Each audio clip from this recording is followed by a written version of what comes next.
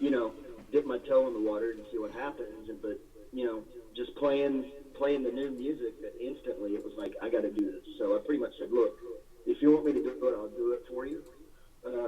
So the rest is kind of history because, like Barry already said, I'd already been playing with Barry forever anyway. So this was just a new venture for me to try, and now it's kind of like the number one venture right now. Yeah, it's kind of pretty interesting. Back about this time 2 years ago, I was looking just to do just something a little different. It was stuff that I'd been writing that wouldn't fit Jeff and I's other project. It was something I wanted to experiment with and take forward. And I got together with a couple of guys, one being the other Barry, who was the original bass player, and he and I were like, yeah, let's do a little side project. And, it was just something that we started on the side, and we had another drummer. And as things started to develop, Jonathan, the former guitar player, came in the picture, and we saw that things were starting to progress much more than we ever really anticipated. And that's when Mario kind of came into the picture, and then the rest is pretty much history, as the guys have told you as we've gone around. So it's kind of interesting how it kind of started as just like a little side venture, and it really turned into our primary focus. Sweet. And what are people reaction from the band so far?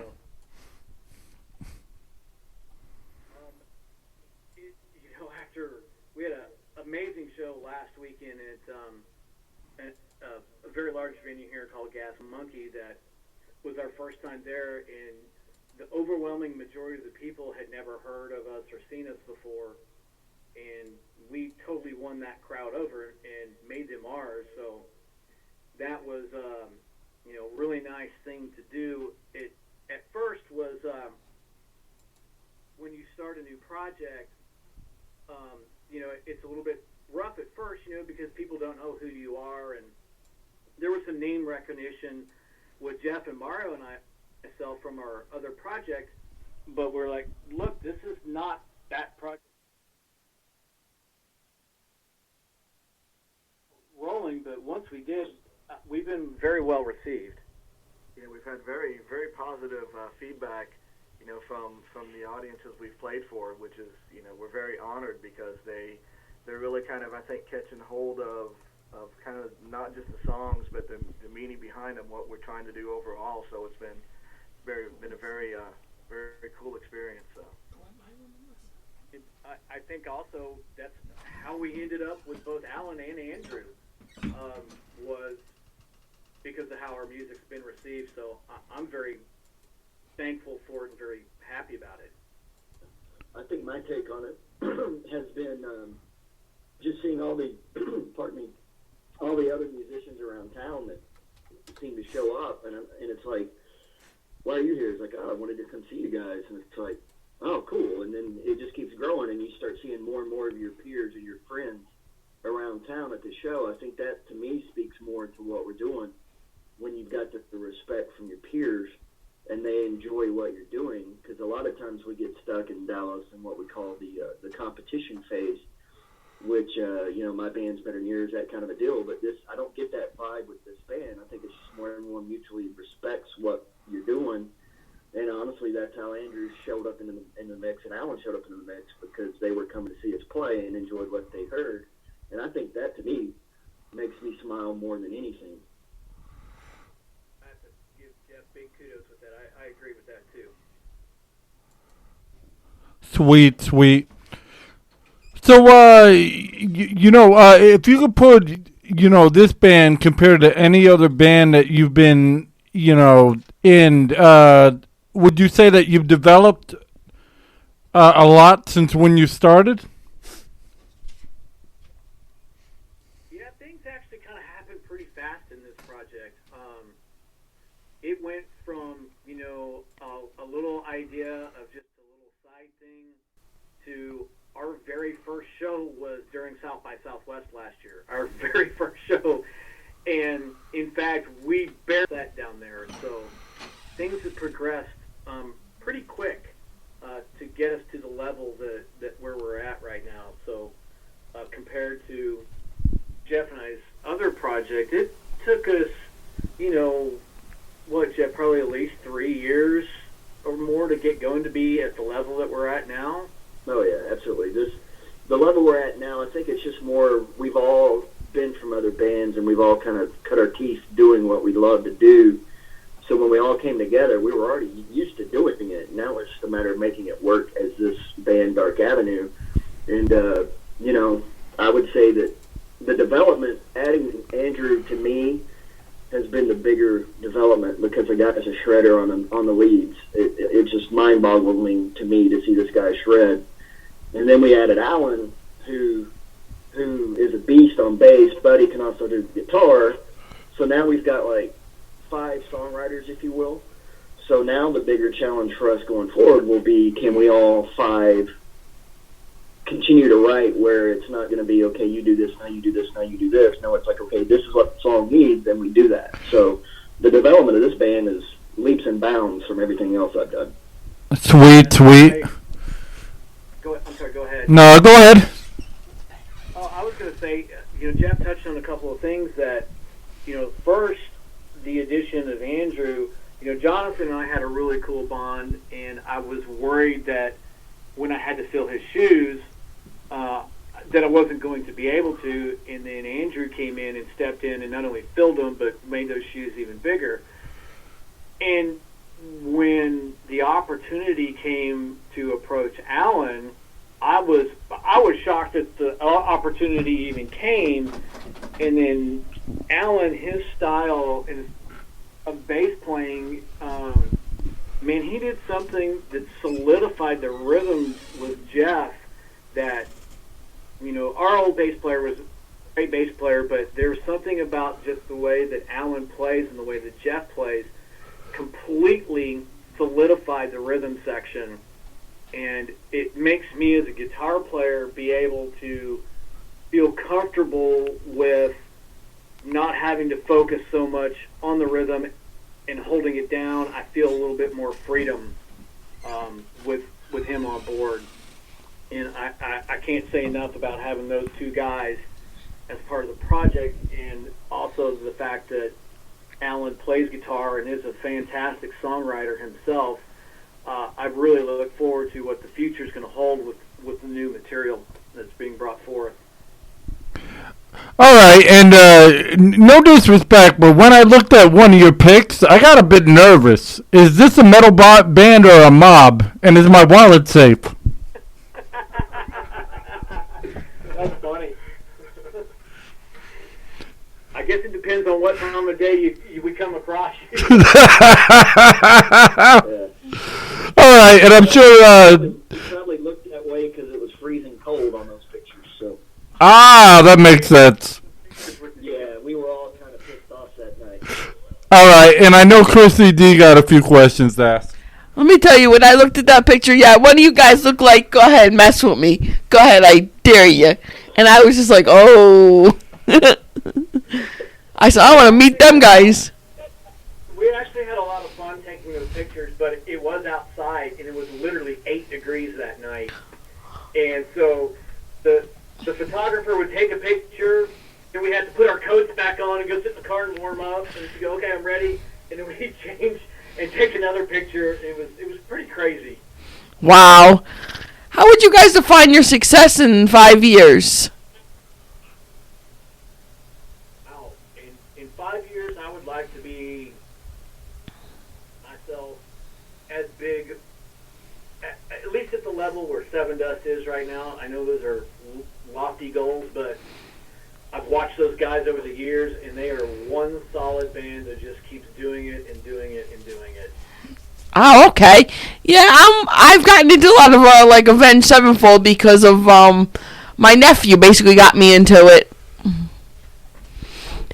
Those guys are so talented. They are, but you guys could get there too. You guys are also very talented.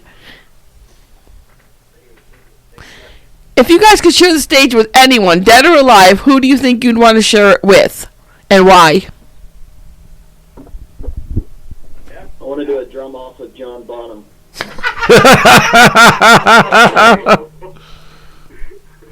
He would slay me, but I could at least say I was there. Alan? Oh, that's a tough one.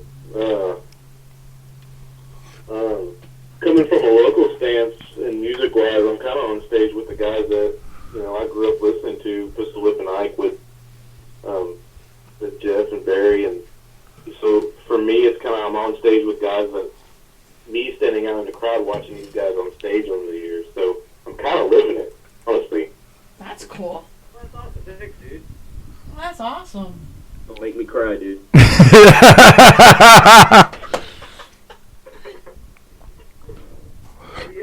Yeah, this is Andrew. I would say if I could share the stage with anybody, it'd be Ace Frehley.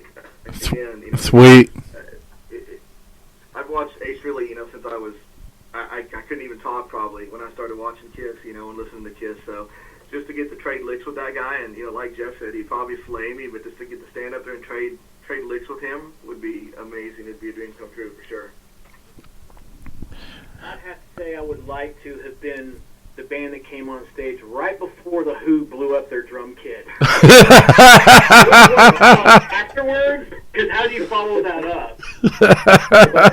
Being the band that came on right before the Who, was it Monterey or I don't even know what that was, but that would have been cool.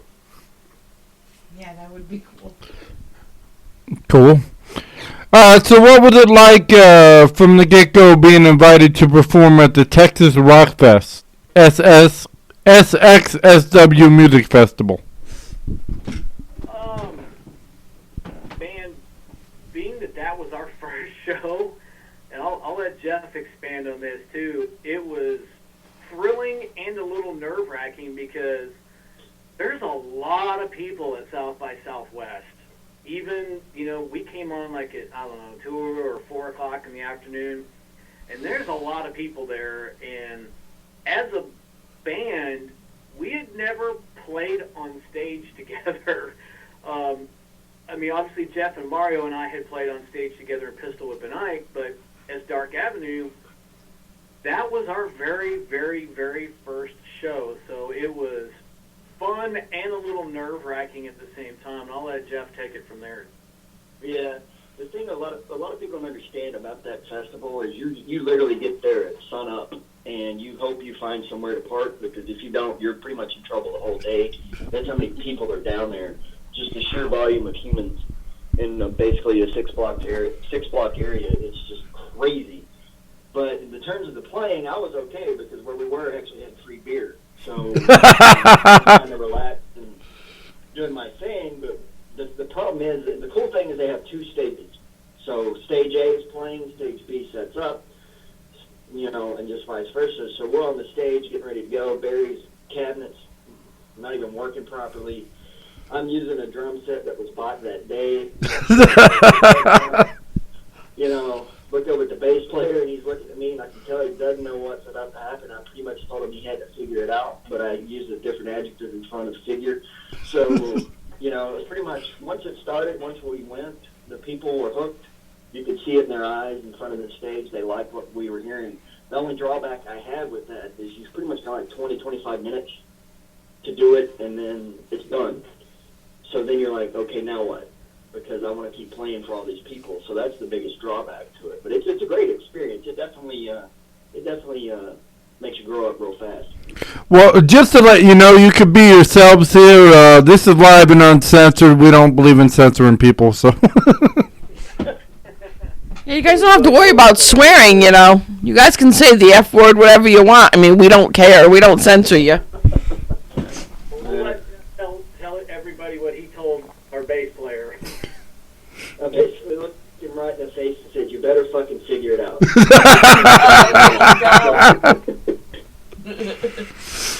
Exactly. It's about being comfortable and everything, at the end of the day. And I don't believe people, should have the right to be like, all right, well, you only have 5 minutes to tell your story. And, all right, well, you can't say this, you can't say that. Because robots, aren't human beings, period.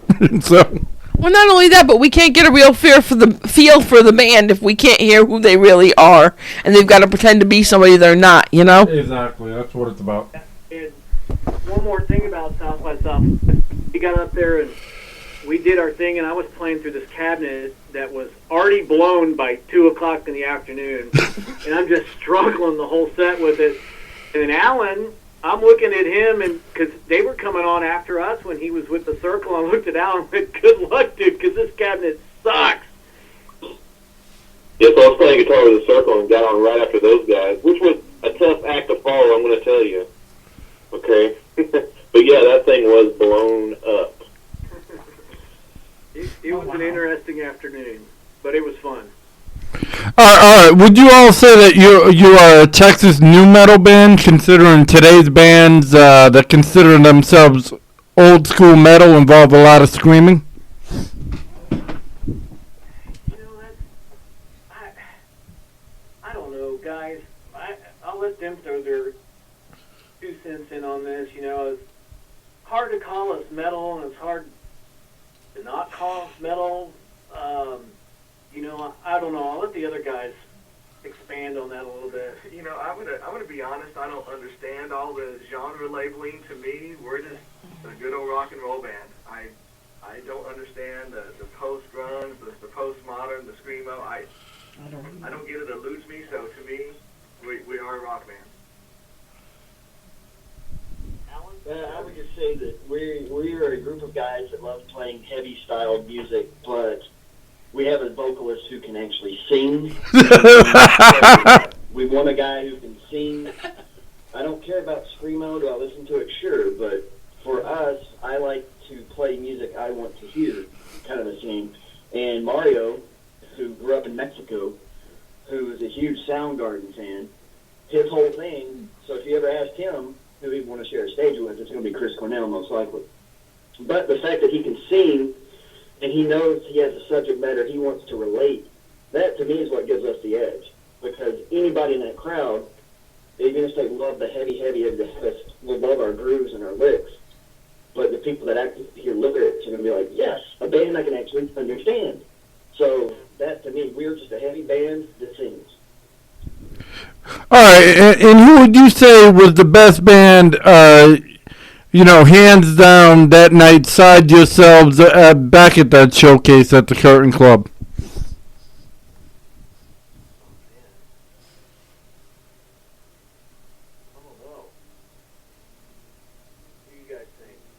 Which show are we talking about? The showcase at the Curtain Club.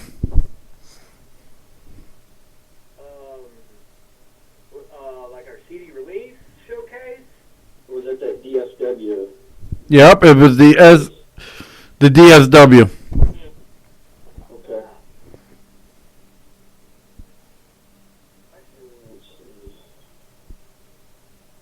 I gotta be honest, I don't really remember that night because I love to drink. I'm gonna say the band that came on after us, whoever that was. I'm going to say the same thing, too. I think I had too many Jaeger bombs that night. All right. So if you could tour anywhere in the world, where would you want to tour, and what fest would you want to be a part of? Oh man, Japan. Maybe Australia. for me, I've always wanted to be in South America for Rock in Rio. Oh, yeah. Alan? Europe. I used to live over there. I love it, man. Those crowds. You play in front of hundreds and thousands of people. So to me, that'd be the ultimate. I'll tell you what, put me on any festival, on any tour, that's the one. That's the one There I you do. go. Any tour and any festival. All right.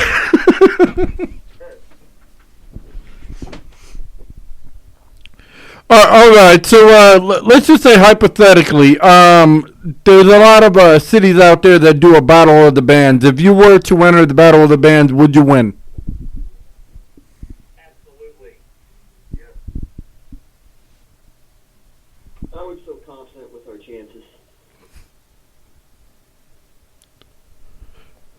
And where do your lyrics come from for your songs? The overwhelming majority of them come from Mario. Yeah, he, believe it or not, that cat has some. You never know by necessarily talking to him, but he has some deep thoughts, and he writes about 98% of the lyrics. And he pulls a lot of them from his own personal life experiences or the life experiences of the people close to him. He's, that's one thing that's always helped set us apart is if you look at his lyrics, it's not just some cheesy stuff put down on paper with, a common chorus and repeat and repeat and repeat. He puts a lot of deep thought into what he writes, and it's almost all of the songs tell some kind of story, whether it's a sad story, a hurt-filled story, or a happy story. Sweet, and then the rest of the band just goes with it? He'll ask us for suggestions or thought. Like there's some songs like I might be the spark of it, and he's like, "What were you thinking at that point?" And I was like, "Well, I was really pissed off because of this." He's like, "Okay," and then he runs with it. And in our old band, Pittsburgh Tonight, there's a song called "Wire" that happened to all of us as a band, and we were all really pissed off over this individual. And then Mario was like, "Okay, I've got words for a new song, and it's called Wire." And he read it, and I was like, "Is that for so-and-so?" He's like, "You're effing right it is." I was like, "Okay, we're making this happen." So a lot of it's just, he's going to write it, but any one of us could basically be the influence for it. Yeah, he's just right on the mark with that. That's pretty much how Mario does that. It's pretty amazing. He has like Alan has a mastery of bass and guitar, and Andrew has a mastery of guitar, and I have a mastery of guitar, Jeff has a mastery of drums. Mario has a mastery of writing, and not just poetry, but a mastery of writing. That's like besides his voice being his instrument, his mind and a pen and paper are his instrument. Yeah. Sweet. All right. Knowing how hard it is to be, to be in a band and everything, what positive advice would you give to anybody trying to start a new band?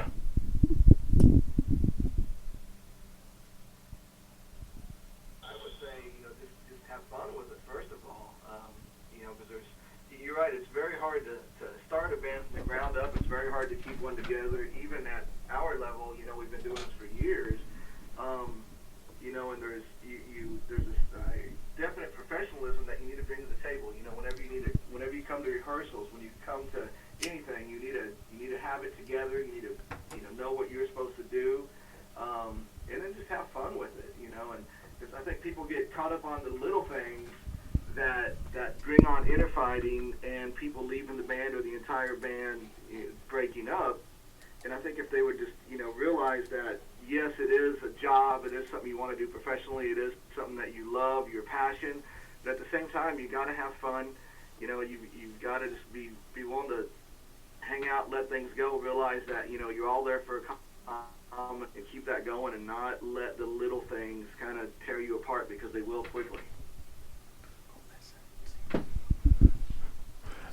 My advice on that standpoint, sorry to cut over I did, but my experience is, right in line with what Andrew was saying. But to me, if you really want to get to that next level, yes, it's fun to have that garage band, all my friends and I together.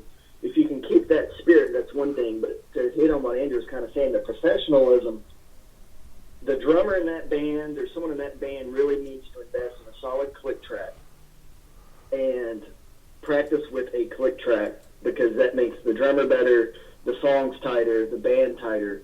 And on stage, you're 100% consistent. In the recording studio, you're not wasting time because the tempo's off. If you can get past that, because I know I was one. Ego got in the way. Oh, I don't need a click track. I can do this. Well, no, you listen to yourself live, and you're like, wow, I'm a million miles an hour here. Or you waste good, hard-earned money in a recording studio because you got to keep retracking everything. So once I mastered the click track, I think Barry would tell you, everything got better.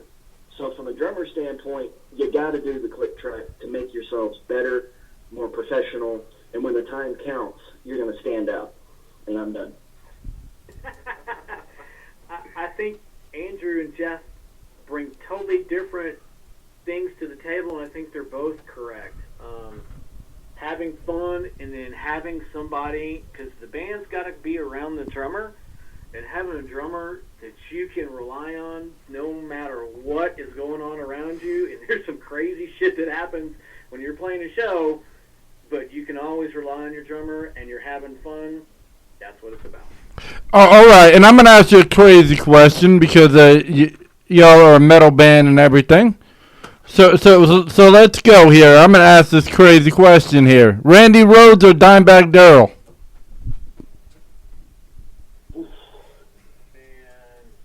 Man, we're all from Dallas and we all knew the dude, so That's God and Jesus. I would say because that's kind of where Dimebag came from. That's true. Man. That's tough, dude, because we all knew Dime. He taught me how to play guitar, actually. Yeah, he and Andrew grew up down in the southern part of the suburb here called Arlington. They knew each other well. Wow, I gotta check out on that one. Well, Alan, Jeff? the drummer says Randy Rhoads because he was kind of the epicenter for the Slayers, in my opinion. Hard to go with Dom. He's a brother, so.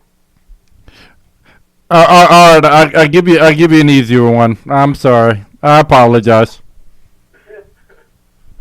Ozzy or James Hetfield? Not even close. Better than most people's too. See, I told you I'd give you an easier one. You got a Hetfield from me, too. I don't know about Alan and Andrew. Hetfield. Sure, I'll be a team player. Hatfield. No Ozzy love today.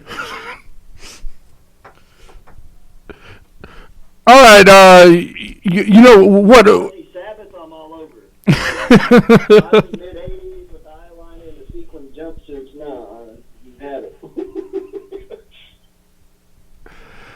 All right, I give you one. Old Metallica or new Metallica?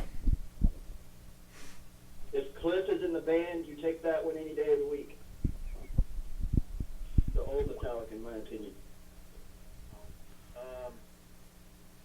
I got to see them at the Orion Festival the summer before last, and I've got to see them at various points through their career, and they were absolutely phenomenal at Orion. So I don't know. There are some really cool things back in the old days, but man, they were unbelievable at Orion. So I'm gonna go new. All right, and I'm gonna throw you for a loop real quick. Metallica or Megadeth? Metallica. That's my number one band, though, man. So you can't Metallica every single time. So Jeff and Dark Avenue, it's Metallica. I'm out. All right. I'll change. With that being said, I'll change it. Let's go Guns N' Roses versus Megadeth.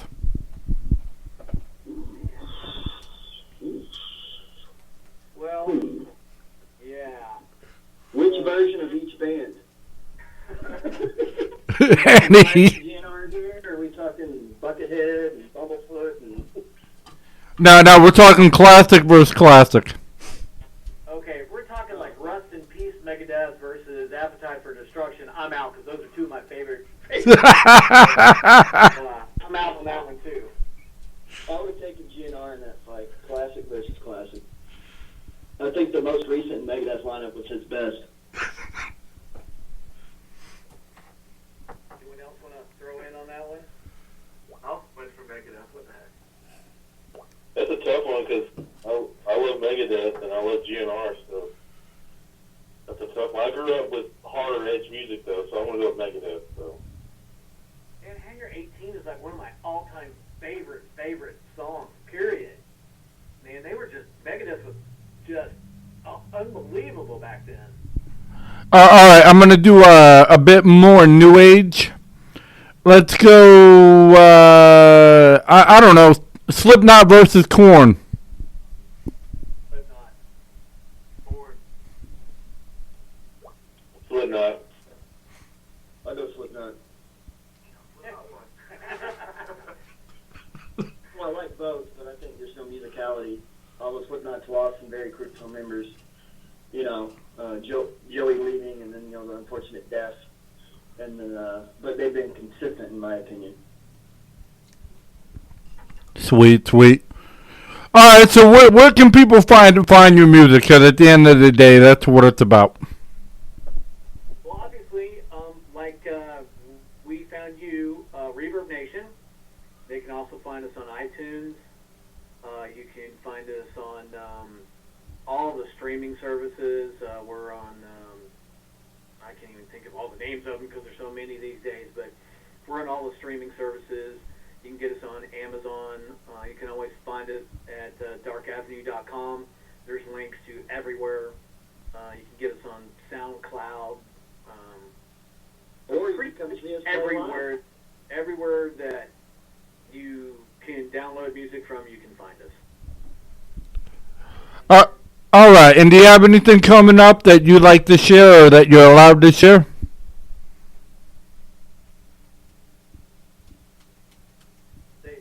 What was your question again? I'm sorry. Do you have anything coming up this year that you're allowed to share or you'd like to share?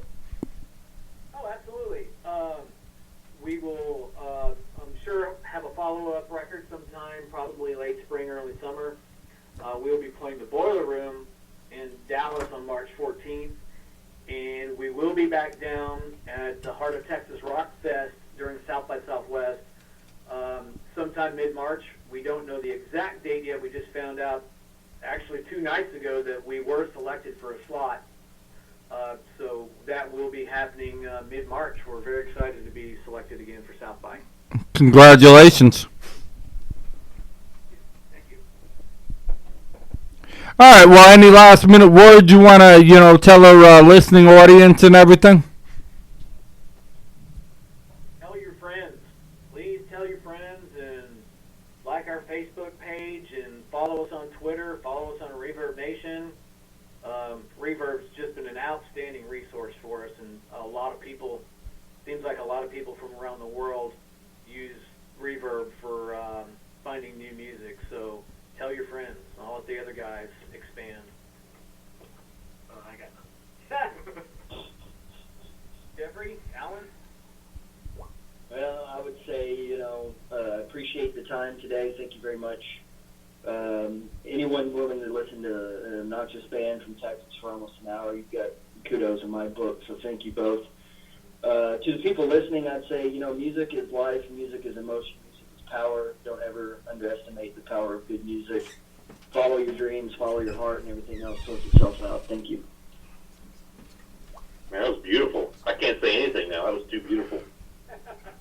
All right, guys. Well, we appreciate your time and everything, and we'll definitely have you on the touch base in the future and everything. And it was a pleasure. We did experience some technical difficulties on a replay thing, but I'm gonna get that. I'm gonna get that up because we have a backup plan for that too.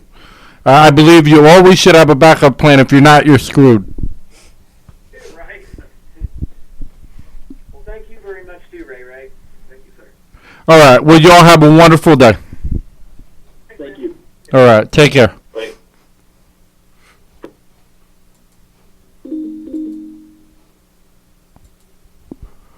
All right. Well, that was Dark Avenue.